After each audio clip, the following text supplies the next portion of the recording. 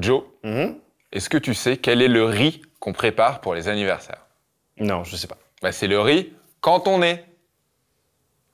Parce que c'est l'anniversaire, quand on est né. Ouais, le riz quand on est. «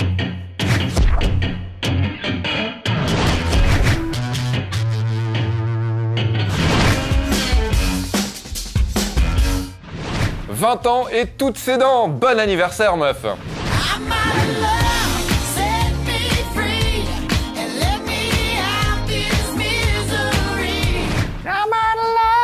Set me free. Alors oui, c'est sympa, hein, mais on ne va pas parler d'Anastasia, mais d'Anastasia.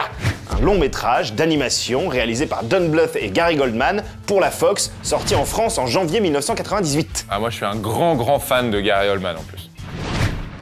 Bring me everyone. What do you mean everyone? Oui mais non, sauf que là, Nico, on parle pas de Gary Oldman, on parle de Gary Goldman. C'est un autre Gary. Enfin bref, Anastasia a 20 ans, parlons donc de Don Bluth. Qui a changé notre vie au quotidien? La technologie dernier cri Bluetooth élimine la nécessité de la connexion par câble. Mais non, pas de Bluetooth, Don Bluth, l'homme qui a failli tuer Disney. Ah, mais j'adore. Mais pas Sydney! Disney, je t'ai dit! I must tell you about Nim. Look there.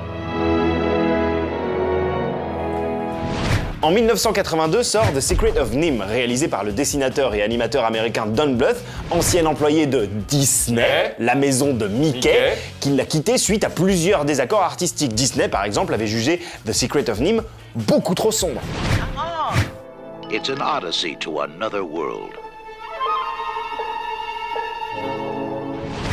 Don Bluth lance donc son studio concurrent, Don Bluth Productions, et dès lors la guerre est déclarée et dès 1985 chacun sort ses armes, tandis que Disney livre Taram et le chaudron magique, premier long métrage d'animation Disney à écoper d'un PG rating et à utiliser des effets spéciaux numériques et qui se plante au box-office. Don Bluth, lui, s'associe à Steven Spielberg et sort ceci.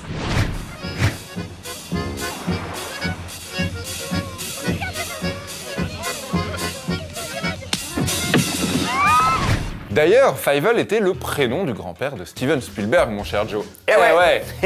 Fievel et le Nouveau Monde est le film d'animation de 1985. Ça cartonne, d'ailleurs, c'est l'année de ta naissance, hein, Nico. Absolument. Cartonne tant et si bien que Michael Eisner, le président de Disney, envisage d'arrêter complètement la production de longs métrages d'animation. Il faudra toute la force de conviction de Roy E. Disney, le neveu de Walt, pour le persuader de poursuivre l'aventure, au moins le temps d'un film. Et ce film, c'est Basil, détective privé.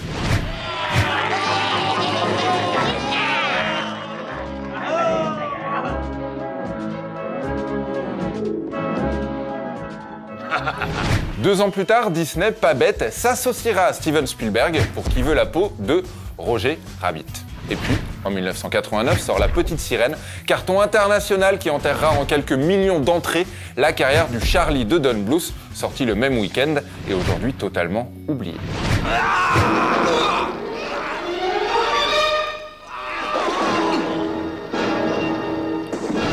Puis Aladdin en 1992, Le Roi Lion en 1994, puis Pocahontas, Le Bossu de Notre-Dame, Hercule, Mulan, Tarzan, pas que des chefs-d'œuvre hein, pour Disney, mais en tout cas des succès. Disney est sauvé, Don Bluth est battu, en tout cas commercialement. D'ailleurs, dans Pocahontas, il y a l'une des meilleures chansons de tous les films Disney, et ça, il n'y a pas assez de gens qui le savent. Et qu'il faudra bientôt apprendre à vivre ensemble. Jamais tu ne verras les couleurs du vent. T'aimes ça, toi? Ouais, j'aime bien. Ouais, je trouve la mélodie assez romantique. T'es vraiment un gros fragilo, ça. Qu'est-ce que tu veux que je te dise?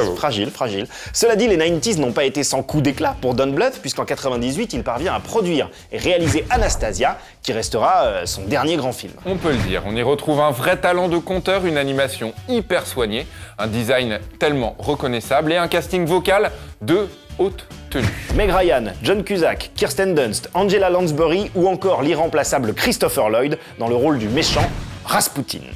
Rasputin, destroyed by your despicable family. But what goes around comes around, around, around, around. Malheureusement, Anastasia ne parviendra pas à faire d'ombre au Disney de 1998, le très beau Mulan, qui obtiendra un score à l'international de 300 millions de dollars, quand le film de Don Bluth plafonnera à 81 millions, son dernier succès. Petit ange parti trop tôt.